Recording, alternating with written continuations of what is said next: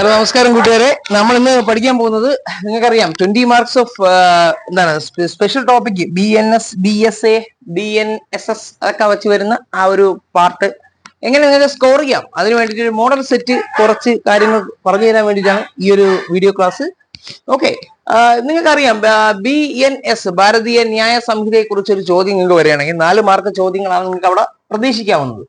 അതില് നിർവചനങ്ങളെ കുറിച്ച് ആദ്യത്തെ ഒരു സെക്ഷൻ കിടപ്പുണ്ട്. അതിൽ നിന്നൊരു ചോദ്യമാണ് ഞങ്ങൾ പ്രതീക്ഷിക്കുന്നത്. ആദ്യത്തെ ചോദ്യം ഇവിടെ 2-8, 2-13, 2-14, 2x28 ഈ 4 ഓപ്ഷൻസ് 4 വകുപ്പുകളും പിന്നെ അതിന് സ്യൂട്ടബിൾ ആയിട്ട് കുറച്ച് കാര്യങ്ങൾ തന്നിട്ടുണ്ട്. ഇത് ചേരുമ്പടി ചേർക്കാനായിട്ടായിരിക്കും ആദ്യം തരുന്നത്.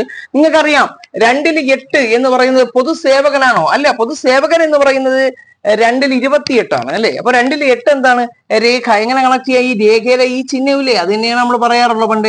ഇതാണ് 8 അല്ലെ? അപ്പൊ 2-8 എന്ന് പറയുന്നത് രേഖയാണ്. 2-13 എന്ന് പറഞ്ഞാൽ പരിക്കാണോ? അല്ല, 2-13 എന്ന് പറഞ്ഞാൽ അഭയമാണ്. അഭയം അല്ലെ? അഭയം കൊടുക്കുന്നതിനെയാണ് ഹാർബർ അല്ലെ, ഹാർബറിങ് എന്നാണ് പറയുന്നത് അല്ലെ? അഭയം, അതാണ് 2-13 എന്ന് പറയുന്നത്. എങ്ങനെ കണക്ട് ചെയ്യാം? 2-13 ഇല്ലേ? ഈ 13 ഇല്ലേ? കണ്ടോ? ഭായും 13 തമ്മിൽ കണക്ട് ചെയ്ത് കണ്ടോ? അപ്പോ അഭയം 2-13 കിട്ടും. 2-14 പരിക്ക് കേട്ടോ. 2-14 പരിക്ക്. പൊതുസേവകനാണ് 2-28. ഇത് ഈസി ആയിട്ട് നിങ്ങൾക്ക് ഇതിൽ പഠിച്ചെടുക്കാൻ പറ്റും. ഇങ്ങനെ ഒരു ചോദ്യം പ്രതീക്ഷിക്കാവുന്നതാണ്. അടുത്ത രണ്ടാമത്തെ ചോദ്യം എന്താണ്? സ്വകാര്യ പ്രതിരോധം അല്ലെ? ഇത് പുതിയ BNS വന്നപ്പോഴത്തേക്ക് വന്ന ഒരു സെക്ഷനാണ് സ്വകാര്യ പ്രതിരോധം എന്ന് പറയുന്ന ഒരു സെക്ഷൻ. അപ്പൊ ഈ ചിത്തഭ്രമമുള്ള ഒരു വ്യക്തിക്കെതിരെ സ്വകാര്യ പ്രതിരോധത്തിനുള്ള വകുപ്പിനെ കുറിച്ച് പ്രതിപാദിക്കുന്നത് ഏത് സെക്ഷനിലാണ്? 22, 26, 28, 36. ഏതാണ് ഉത്തരം? 36 ഉത്തരം അല്ലെ? ചിത്തഭ്രമമുള്ള ഒരു വ്യക്തി ഒരാളെ കൊല്ലാൻ വേണ്ടി ശ്രമിക്കുകയാണെങ്കിൽ ആ ചിത്തഭ്രമമുള്ള ആള് ഒരിക്കലും അപരാധിയായി മാറത്തില്ല. കാരണം ചിത്തഭ്രമം ഉണ്ട് അയാൾക്ക്, വട്ടുള്ള ആള് ചെയ്യുന്നതൊന്നും കുറ്റകരമല്ല. പക്ഷേ നമ്മൾ അറ്റാക്ക് ചെയ്യാൻ വരുമ്പോൾ അതിനെ പ്രതിരോധിക്കാനുള്ള അവകാശം നമുക്കുണ്ട്. അതാണ് 36. ഓക്കെ, 36 പ്രകാരമാണ് ഈ ഒരു ചിത്തഭ്രമമുള്ള ആൾക്കെതിരെ നമ്മൾ ഉപയോഗിക്കുന്ന സ്വകാര്യ പ്രതിരോധത്തിനെ കുറിച്ച് പറയുന്ന BNS ആക്ട് 36. 22 എന്താണ്? ചിത്തഭ്രമത്തെ കുറിച്ച് പറയുന്നതാണ്. ചിത്തഭ്രമമുള്ള ഒരാൾ ചെയ്യുന്ന എല്ലാ തെറ്റും എന്താണ്? പൊതുവായ ഒഴിവാക്കലുകൾ, ജനറൽ എക്സെപ്ഷൻസിൽ ഉൾപ്പെടുത്തുമെന്ന് പറയുന്നത് 22 ആണ്. 26 എന്താണ്? 26 എന്ന് പറയുന്നത് ഒരു സർജൻ നല്ല ഉദ്ദേശത്തോടു കൂടി ഒരാളുടെ സമ്മതത്തോടു കൂടി ഒരു ഓപ്പറേഷൻ ചെയ്യാണ്. അതിൽ അയാൾ മരണപ്പെട്ടു പോയി. അപ്പൊ സർജനെ കുറ്റക്കാരനാക്കാൻ പറ്റുമോ? ഇല്ല. അപ്പൊ സർജനെ കണക്ട് ചെയ്യാൻ വേണ്ടി ഈ സ്റ്റെതസ്കോപ്പ് ആലോചിച്ചാൽ, സ്റ്റെതസ്കോപ്പ്, ഡോക്ടറിന്റെ അല്ലേ സ്റ്റെതസ്കോപ്പ്? ഈ ചിഹ്നം കണ്ട അതൊന്ന് ചരിച്ചെഴുത്. 6 കണ്ട അപ്പൊ നമുക്ക് കണക്ട് ചെയ്തൂടെ? ഇനി 28 എന്താണെന്ന് വെച്ചാൽ എപ്പോഴാണ് ഒരു സമ്മതമായിട്ട് സ്വീകരിക്കാൻ പറ്റാതാവുന്നത്? ഒരാളുടെ സമ്മതപ്രകാരമാണ് ഞാൻ അത് ചെയ്തത്, പക്ഷെ സമ്മതപ്രകാരമാണ് ചെയ്തതെങ്കിലും അയാൾ കുറ്റക്കാരനാവും. കാരണം എപ്പോൾ? അതാണ് 28 പറയുന്നത്. ഈ സമ്മതം നൽകുന്നത് 12 വയസ്സിൽ താഴെയുള്ള ഒരു കുട്ടിയാണെങ്കിൽ അത് സമ്മതമായിട്ട് കണക്കാക്കാൻ പറ്റുമോ? കുട്ടിക്ക് എന്ത് വിവരം ഇരിക്കുന്നു? അത് കണക്കാക്കാൻ പറ്റൂല. ചിത്തഭ്രമമുള്ള ഒരാളാണ് സമ്മതം നൽകുകയാണെങ്കിൽ അത് സമ്മതമായിട്ട് കണക്കാക്കാൻ പറ്റുമോ? ഇല്ല. അങ്ങനെയുള്ള കാര്യങ്ങളൊക്കെ വരുന്നതാണ് 28. ഓക്കെ, അപ്പൊ നമ്മൾ പഠിക്കുമ്പോൾ ബാക്കി സെക്ഷൻസും പഠിച്ചു പോവുക. മൂന്നാമത്തെ ചോദ്യത്തിലോട്ട് പോവാം. മൂന്നാമത് പ്രധാനപ്പെട്ട കുറച്ച് സെക്ഷൻസ് ആണ് പറയുന്നത്. ഒന്ന് ഒയേറിസം. ഒയേറിസം എന്ന് പറഞ്ഞാൽ ഒളിഞ്ഞു നോട്ടത്തെ കുറിച്ചാണ് പറയുന്നത് കേട്ടോ. ഒളിഞ്ഞു നോട്ടത്തെ കുറിച്ചാണ് പറയുന്നത്. അതായത് 77 എങ്ങനെ നമുക്കൊരു ഭിത്തി വരച്ചു കഴിഞ്ഞാലേ, ഇതൊരു ഭിത്തിയാണ് കേട്ടോ. ഇവിടെ നിന്ന് ഒരാൾ ഒളിഞ്ഞു നോക്കുകയാണ്, അതിന്റെ അപ്പുറത്ത് നിന്ന് അടുത്ത ആൾ ഒളിഞ്ഞു നോക്കുകയാണ്. കണ്ടോ? ഇങ്ങനെയല്ലേ ഒളിഞ്ഞു നോക്കണത്? ഇങ്ങനെ നോക്കുമ്പോൾ അല്ലേ? അപ്പൊ ഇത് രണ്ടും 7, 7 ഇങ്ങനെയാണ് ചെയ്തത്. ഒയേറിസം 77, അതിന്റെ ശിക്ഷയും പഠിക്കണം. ഒയേറിസം എന്ന ടേം അങ്ങനെ തന്നെ വേണമെങ്കിൽ ചോദിക്കാം, അതുകൊണ്ടാണ് ഞാൻ അത് ഉൾപ്പെടുത്തിയത്. 1 മുതൽ 3 വർഷം വരെ ആവുന്ന തടവും പിഴയും. ഇനി വീണ്ടും അത് കുറ്റം റിപ്പീറ്റ് ചെയ്ത് കഴിഞ്ഞാൽ, റിപ്പീറ്റ് ചെയ്യുന്നതിന് അല്ലെങ്കിൽ രണ്ടാമത് ചെയ്യുന്നതിന് 3 മുതൽ 7 വർഷം വരെ തടവും പിഴയും ലഭിക്കാവുന്നതാണ്.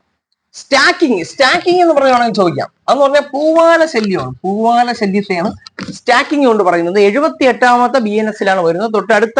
തൊട്ടടുത്തടുത്ത വകുപ്പുകൾ 77 ഒയേറിസം, 78 സ്റ്റാക്കിംഗ്, പൂവാല ശല്യം. പൂവാല ശല്യം എന്ന് പറയുമ്പോൾ 3 വർഷം തടവും പിഴയും, അല്ലെങ്കിൽ രണ്ടാമത് റിപ്പീറ്റ് ചെയ്ത് കഴിഞ്ഞാൽ എത്രയാണ്? 5 വർഷം തടവും പിഴയാണ് ലഭിക്കുന്നത്. പിന്നെ അതോടൊപ്പം തൊട്ടടുത്ത ഒരു 80ാമത്തെ വകുപ്പ് കിടപ്പുണ്ട്, വളരെ ഇമ്പോർട്ടന്റ് ആണ്. ഡൗറി ഡെത്തിനെ കുറിച്ചാണ്, സ്ത്രീധന നിരോധനത്തെ കുറിച്ച്, സ്ത്രീധന മരണത്തെ കുറിച്ചാണ് 80ൽ പറയുന്നത്. അതെന്താണ്?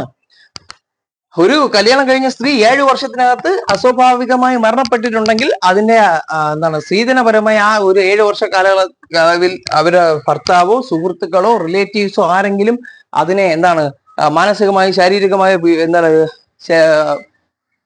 അപവാദങ്ങൾ പറഞ്ഞ് പീഡനം ഏൽപ്പിച്ചിട്ടുണ്ടെങ്കിൽ അത് ഡൗറി ഡെത്ത് ആയിട്ട് കണക്ക് കൂട്ടും. അത് 7 വർഷം മുതൽ ജീവപര്യന്തം വരെ തടവും പിഴയും ലഭിക്കാവുന്ന കുറ്റകൃത്യമാണ്. വളരെ ഇമ്പോർട്ടന്റ് ആയ സെക്ഷൻസ് ആണ്. അടുത്ത വരാൻ സാധ്യതയുള്ള കവർച്ചയെ കുറിച്ചാണ്. കവർച്ചയെ കുറിച്ച് നമ്മൾ പഠിക്കുന്നത് 309ലാണ് അല്ലെ. 310ലെ ഡാക്കോയിറ്റിയെ കുറിച്ചാണ്. അതായത് സംഘമായ കവർച്ച. സംഘമായ കവർച്ച എന്നതിനെ പറയണമെങ്കിൽ 5 കൂടുതൽ ആൾക്കാർ സഹായത്തിന് കൂടെ ഉണ്ടായിരിക്കണം കേട്ടോ. അപ്പൊ കവർച്ച എന്താണെന്ന് വെച്ചാൽ മോഷണം എപ്പോഴാണ് കവർച്ചയാവുന്നത് വെച്ചാൽ 309ലാണ് മോഷണം കവർച്ചയായിട്ട് മാറുന്നത്. കാരണം ഈ കവർച്ച മോഷണം നടത്തുന്നതിന് ഇടയിൽ ഒരാളെ പരിക്കേൽപ്പിക്കുകയോ വല്ലതും ചെയ്യുകയാണെങ്കിൽ അതിനെ കവർച്ച എന്ന് ഒരു ടൈമിലോട്ട് കൊണ്ടുവരും, റോബറി. ഇനി സംഘ കവർച്ച എന്ന് പറയുമ്പോഴത്തേക്ക് ആ കൂട്ടാളികളിൽ ആരെങ്കിലും ഒരാളെ കൊന്നു കഴിഞ്ഞാൽ എല്ലാവരും അതിന് ഉത്തരവാദിയായിരിക്കും. നോർമലി സംഘ കവർച്ചയ്ക്കുള്ള ശിക്ഷ എന്ന് പറയുന്നത് 5 പേരടങ്ങുന്ന കൂടെ ആവുമ്പോൾ 5 പേരിൽ കൂടുതലാവുമ്പോൾ 5ഓ അതിലധികം ആൾക്കാർ വരുമ്പോൾ സംഘ കവർച്ചയാവും. 10 വർഷം കഠിന തടവും പിഴയുമാണ് അതിന്റെ ശിക്ഷ. ജീവപര്യന്തം വരെ ലഭിക്കാവുന്നതാണ്. ഇനി അതിൽ ഒരു കൊലപാതകം കൂടെ ഉണ്ടെങ്കിൽ വധശിക്ഷ വരെ ലഭിക്കാൻ സാധ്യതയുണ്ട്. കവർച്ചയാണെങ്കിൽ 10 വർഷം കഠിന തടവും പിഴയും ലഭിക്കാം. ഇനി അത് സൂര്യാസ്തമയത്തിന് ശേഷവും അത് സൂര്യാസ്തമയത്തിന് മുമ്പ്, അതായത് വൈകിട്ട് 6 തൊട്ട് പിറ്റേന്ന് രാവിലെ 6 മണിക്ക് ഇടയിൽ ഹൈവേയിൽ വെച്ചാണെങ്കിൽ കവർച്ച നടത്തുകയാണെങ്കിൽ 14 വർഷം വരെ തടവും പിഴയും ലഭിക്കാവുന്നതാണ്. അതാണ് അതിലുള്ള പ്രധാനപ്പെട്ട പോയിന്റുകൾ. BNSS അതായത് CRPCക്ക് പുതിയതായിട്ട് വന്ന BNSSൽ 3 മാർക്ക് ചോദ്യങ്ങളാണ് നമുക്ക് വരുന്നത്. അതിൽ ഒന്നാമത്തെ ക്വസ്റ്റ്യൻ നമുക്ക് ഇതിൽ നിന്ന് ആദ്യം പറഞ്ഞ പോലെ എക്സ്പ്ലനേഷൻസിൽ നിന്ന് നിർവചനത്തിൽ നിന്ന് തന്നെ തുടങ്ങാം. നിർവചനം പഠിക്കുമ്പോൾ ഏറ്റവും അവസാനത്തെ 3 നിർവചനമാണ് പറയുന്നത്. 2-1 എക്സ്, അതേപോലെ 2-1 വൈ, 2-1 ഇസഡ്. എക്സ് എന്ന് പറയുന്നത് സമൻസ് ആണ് കേട്ടോ, സമൻസ് ആണ്. സമൻസ് കേസസിനെ കുറിച്ച് എക്സിൽ പറയുന്നു. വൈയില് ഇരയെ കുറിച്ച്, വിക്ടിമിനെ കുറിച്ച് പറയുന്നത് വൈ. എന്തിന് ഇരയാക്കി? വൈ. അങ്ങനെ പഠിച്ചാൽ മതി. ഇസഡ് എന്ന് പറയുന്നത് സെമൻസ് വന്നാൽ അതിന്റെ അടുത്ത ഇസഡ് വരുമ്പോൾ എന്തായിരിക്കും? വാറന്റ് ആണ് അല്ലേ, വാറന്റ് ആണ്. എന്താണ് സെമൻസും വാറന്റും? നിങ്ങൾ ഒരു എക്സാമ്പിൾ ഞാൻ ഒരു കാര്യം പറയാം. സെമൻസ് ഇപ്പൊ നിങ്ങൾ ഒരു ട്രിപ്പിൾസ് അടിച്ച് 281 വകുപ്പ് BNS 281 എന്ന് പറഞ്ഞാൽ ട്രിപ്പിൾ അടിച്ച് വണ്ടി ഓടിക്കുന്ന റാഷൻ ആൻഡ് നെഗ്ലിജിബിൾ ഡ്രൈവിങ്ങിനെ കുറിച്ചാണ് എന്താണ് BNSൽ പറയുന്നത്. അപ്പൊ ഇത് പ്രകാരം നിങ്ങളെ പോലീസ് ഉദ്യോഗസ്ഥൻ പെട്രോളിങ്ങിനിടെ പിടിക്കപ്പെട്ടു. നിങ്ങൾക്ക് നേരെ നിങ്ങളെ സ്റ്റേഷനിൽ കൊണ്ടുപോയി ജാമ്യം അനുവദിച്ച് നിങ്ങളെ കൂട്ടുകാരൻ വന്നു, ബെയിൽ ഗ്രാൻഡ് ചെയ്തു, നിങ്ങളെ വിട്ടു.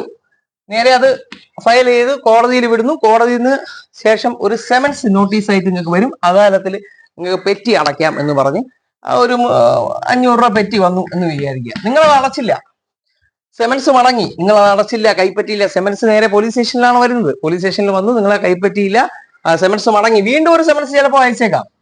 അത് വീണ്ടും നിങ്ങൾ മടക്കി, നിങ്ങൾ കൈപ്പറ്റാൻ പോയില്ല, നിങ്ങൾ ഇവിടെ ഇല്ല, നേരെ അത് അടച്ചു തീർത്തേ പറ്റൂ. സോ അത് വാറന്റ് ആവും. വാറന്റ് ആവുക എന്ന് പറഞ്ഞാൽ നിങ്ങൾ എവിടെ ഉണ്ടെന്ന് വേറെ വിളിച്ചൊന്നും ചോദിക്കില്ല. ഡയറക്റ്റ് നിങ്ങളെ ലൊക്കേഷനൊക്കെ എടുത്ത് നേരെ പോലീസ് വന്ന് നിങ്ങളെ പിടിച്ചെടുത്തോണ്ട് പോകുന്നു, നേരെ ഡയറക്റ്റ് പെറ്റി അടപ്പിക്കുന്നു. അല്ലാന്നുണ്ടെങ്കിൽ നിങ്ങൾ നേരെ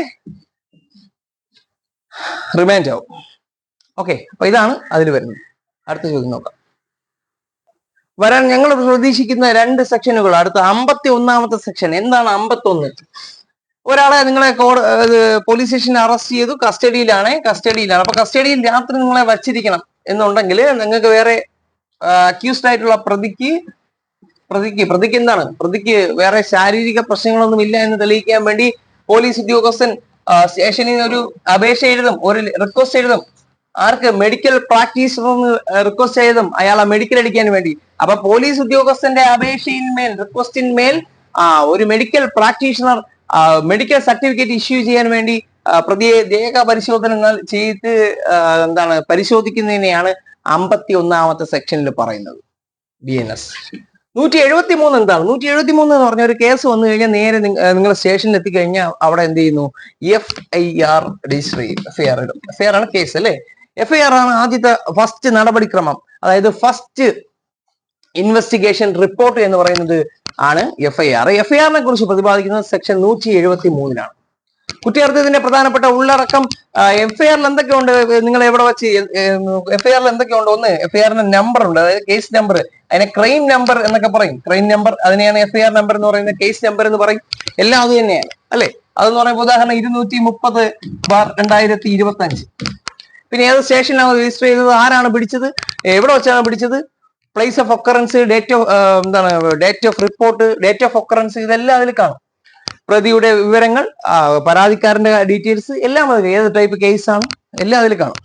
പിന്നെ അവസാനം ഉള്ളതാണ് 2 പാരഗ്രാഫുകൾ, FIR-ഉം. അത് FIR-ന്റെ ഉള്ളടക്കം എന്ന് പറഞ്ഞു, ഈ പ്രതി ചെയ്ത കുറ്റത്തിനെ കുറിച്ചുള്ള ഒരു ഉള്ളടക്ക വിവരം അതിൽ കാണും.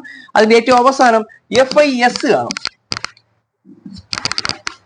ഫസ്റ്റ് ഇൻവെസ്റ്റിഗേഷൻ സ്റ്റേറ്റ്മെന്റ് എന്ന് പറയും, FIS. ഇത്രയും കാര്യങ്ങളാണ് FIR-ൽ വരുന്നത്. ഓക്കെ, അപ്പൊ 173-ലാണ് എന്ത് വരുന്നത്, DNSS 173-ലാണ് FIR-നെ കുറിച്ച് പ്രതിപാദിക്കുന്നത്.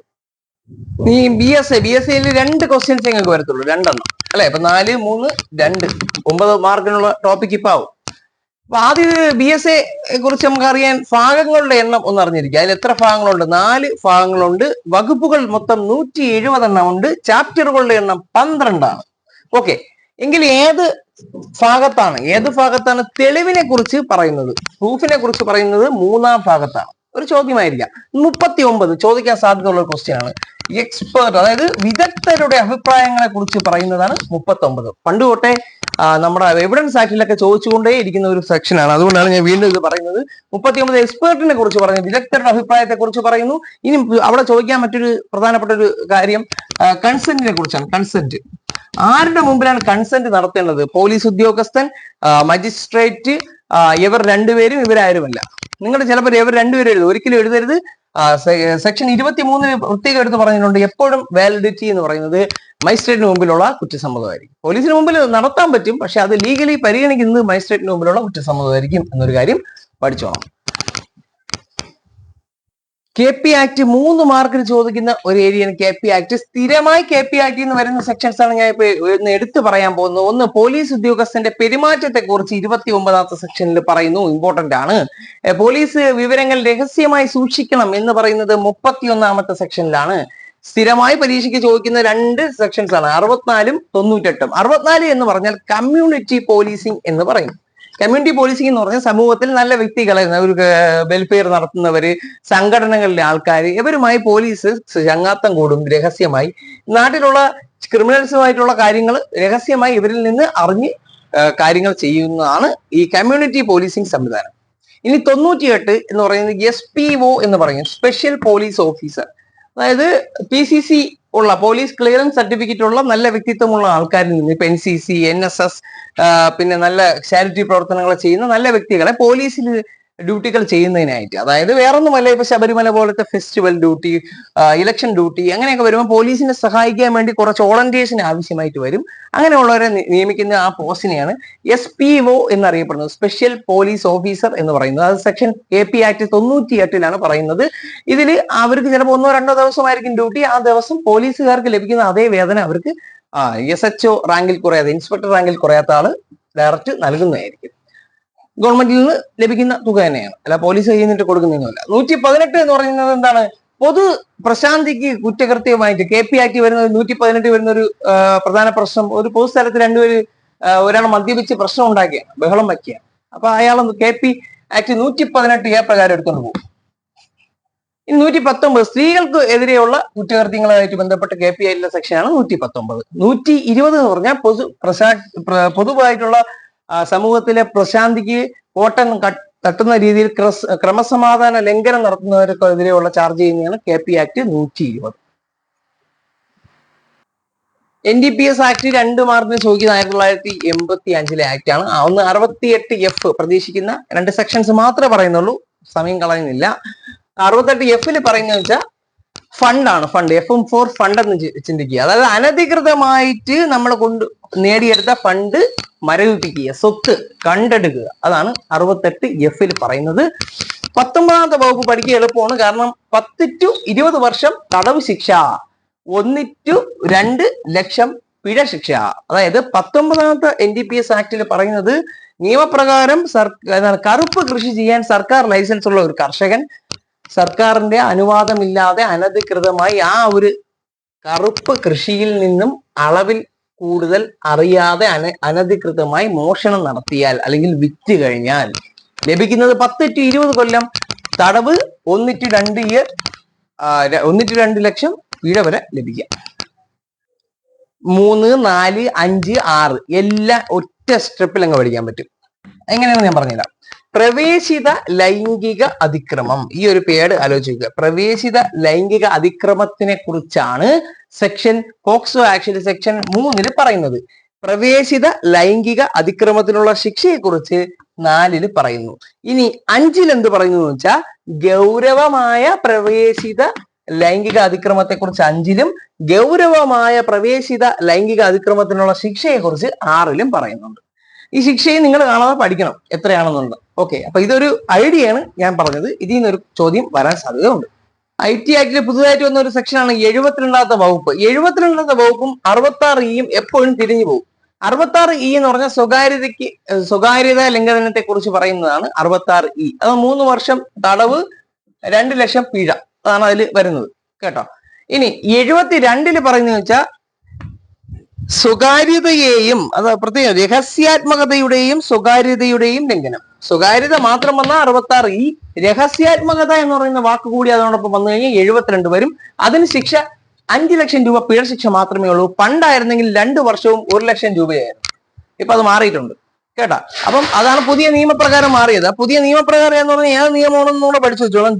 നിലവിലെ ജൻവിശ്വാസ് നിയമം കേട്ടോ. അപ്പം നിങ്ങൾ എപ്പോഴും ശ്രദ്ധിക്കേണ്ടത് ഈ IT ആക്ടില് ഈ പിഴ തുകകൾ, പിഴ പ്ലസ് തടവ്, അതാണ് പഠിച്ചു വെച്ചേക്കേണ്ടത്. അതായിരിക്കും വരാൻ സാധ്യത ഏറ്റവും കൂടുതൽ. IT ആക്ടിലെ സെക്ഷനൊക്കെ ചോദിച്ച് മടുത്തതാണ്. ഈ 11ാം സെക്ഷൻ നിങ്ങൾ പഠിക്കുന്നതിന് വേണ്ടിയിട്ട് ഞാൻ പറയുന്നില്ല. ഇവിടെ നിന്നായിരിക്കും ഒരു ചോദ്യം, മസ്റ്റ് ചോദ്യം 11ാമത്തെ സെക്ഷൻ ആയിരിക്കും RT ആക്ട്. 3ാം കക്ഷി വിവരങ്ങളെ കുറിച്ചാണ് പറയുന്നത്, തേർഡ് പാർട്ടിയെ കുറിച്ച് കേട്ടോ. അപ്പൊ അത് നിങ്ങൾ 11ൽ 1 പഠിച്ചോണം, 11ൽ 2 പഠിച്ചോണം, 3 പഠിച്ചോണം, 4 പഠിച്ചോണം. ഇനി ചോദ്യം വന്നിരിക്കും. ഇത്രയാണ് 20 മാർക്ക് സ്പെഷ്യൽ ടോപ്പിക് ഞാൻ നിങ്ങൾക്ക് വേണ്ടി പറഞ്ഞിരിക്കുന്നത്. സ്പെഷ്യൽ ടോപ്പിക്കിന്റെ ക്ലാസ്സുമായി ബന്ധപ്പെട്ട് എന്തെങ്കിലും സംശയം ഉണ്ടെങ്കിൽ നിങ്ങൾ ഫസ്റ്റ് കമന്റിൽ മെസ്സേജ് അയക്കുക.